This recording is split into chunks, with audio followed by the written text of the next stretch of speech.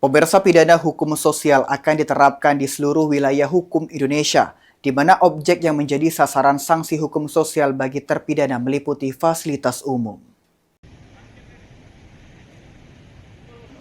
Penerapan pidana hukum kerja sosial segera akan diterapkan di wilayah hukum Indonesia bagi pelanggar hukum atau terpidana ringan.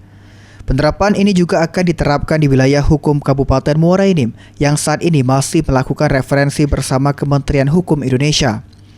Terpidana atau pelanggar pidana ringan dengan sanksi kerja sosial paling ringan akan menjalani hukuman 1 hari kerja selama 8 atau maksimal selama 6 bulan 240 jam.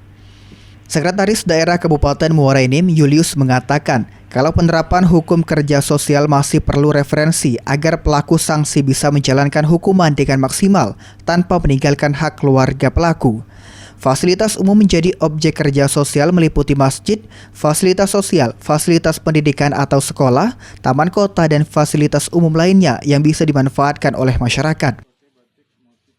Itu objeknya fasilitas umum, fasilitas sosial, fasilitas pendidikan, bersih ke paret, bersih ke sekolah, bersih ke madrasah, bersih ke masjid, sifatnya itu.